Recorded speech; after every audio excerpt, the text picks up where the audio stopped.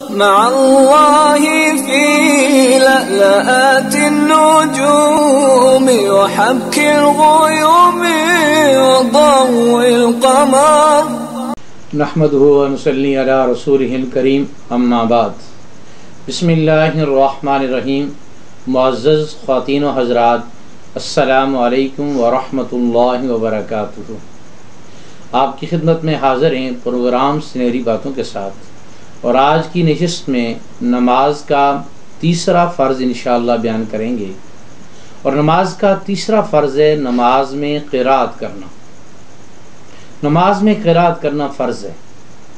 اللہ رب العزت کی ذات قرآن مجید 29واں سپارہ سورۃ مزمل آیت نمبر 20 میں فرماتے ہیں فَقْرَؤْا مَا تَيَسَّرَ مِنَ الْقُرْآنِ، اے میرے حبیب آسانی سے جتنا بھی قرآن ہو سکتا ہے پڑھو۔ اب اس آیت میں اللہ رب العزت کی ذات نے قرآن مجید پڑھنے کا نماز میں حکم دیا ہے کہ آپ قرآن مجید میں نماز میں قرآن مجید پڑھیے۔ دوسرا مسئلہ یہ ہے کہ کتنا قرآن مجید پڑھنے سے نماز ہو جائے گی۔ اس سے پہلے یہ نبی کریم صلی اللہ علیہ وسلم نے فرمایا، بخاری شریف باب وجوب القرات حدیث نمبر 717، سیدنا ابو ہریرہ رضی اللہ تعالیٰ عنہ کی ایک مشہور حدیث ہے کہ سیدنا ابو ہریرہ رضی اللہ تعالیٰ عنہ بیان فرماتے ہیں کہ نبی کریم صلی اللہ علیہ وسلم مسجد نبوی میں تشریف فرما تھے۔ ایک صحابی آئے اور انہوں نے آ کر نماز ادا کی۔ نماز کے بعد دربار رسالت میں حاضر ہو کر سلام کیا۔ آپ علیہ السلام نے ان کے سلام کا جواب دیا۔ اس کے بعد نبی علیہ السلام نے فرمایا واپس جاؤ اور جو نماز آپ نے پڑھی ہے اس کو دوبارہ پڑھو۔ صحابی رسول آپ سرکار صلی اللہ علیہ وسلم کے فرمان کی اطاعت میں چلے گئے، جا کر دوبارہ نماز پڑھی، پھر آ کر دربار رسالت میں سلام عرض کیا تو آپ علیہ السلام نے سلام کا جواب دے کے پھر ارشاد فرمایا واپس جائیے اور نماز پڑھیے، یہاں تک کہ صحابی رسول سیدنا ابو ہریرہ رضی اللہ تعالیٰ عنہ فرماتے ہیں آپ علیہ السلام نے اس کو 3 مرتبہ لوٹایا۔ اس کے بعد وہ دوبارہ حاضر ہوئے تو نبی کریم صلی اللہ علیہ وسلم کی خدمت میں عرض کیا کہ یا رسول اللہ، میں اس سے بہتر نماز نہیں پڑھ سکتا، آپ مجھے سکھا دیجئے کہ میں نماز کیسے پڑھوں۔ نبی کریم صلی اللہ علیہ وسلم نے فرمایا جب آپ نماز کے لیے کھڑے ہوں تو سب سے پہلے تکبیر پڑھیں۔ اس کے بعد نبی کریم صلی اللہ علیہ وسلم نے فرمایا اقرا ما تیسر معاک من القرآن، پڑھیے جو بھی تیرے پاس آسانی سے قرآن ہو۔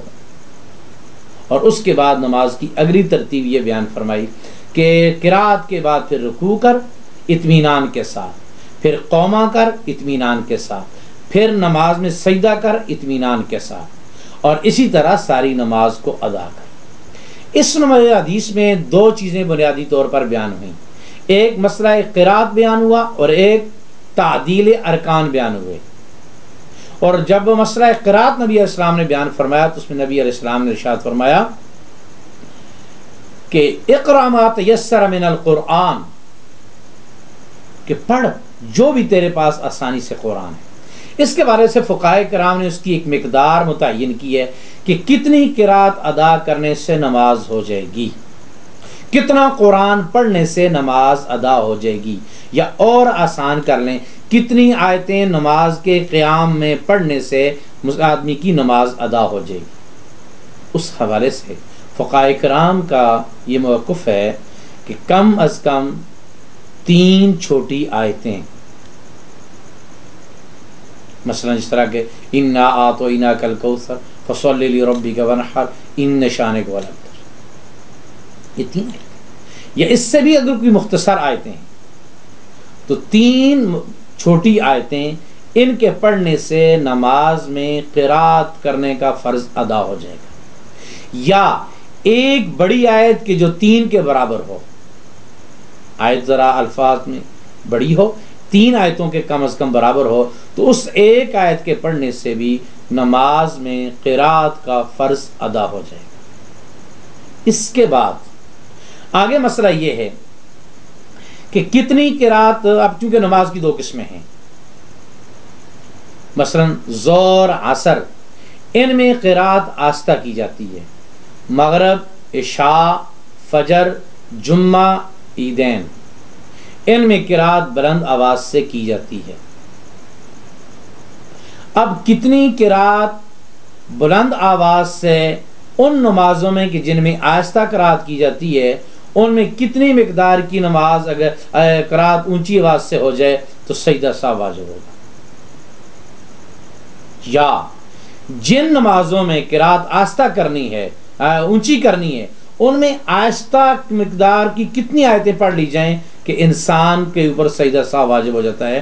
یہ مسئلہ سمجھنا ہے، اور اس کے ساتھ قرات ادا کس طرح ہوگی یہ مسائل بھی سمجھنے ہیں۔ انشاءاللہ اس کے لیے ہم اگلی ویڈیو میں ان تمام مسائل کو جو قرات کے متعلق ہیں، ایسے ہی گنگا قرات کیسے کرے، ایسے ہی وہ آدمی کہ جس کو ابھی بالکل قرآن مجید کی کوئی حرف بھی نہیں آتا، قرآن مجید کی کوئی آیت نہیں آتی، اس کے لیے نماز کا کیا حکم ہے کہ وہ نماز اگر مسلمان ہے تو وہ اس کو قرآن پڑھنا نہیں آتا، وہ نماز کو کس طرح ادا کرے گا، اس کے لیے سارے مسائل انشاءاللہ تفصیل کے ساتھ اگلی ویڈیو میں بیان کریں گے۔ السلام علیکم ورحمۃ اللہ وبرکاتہ۔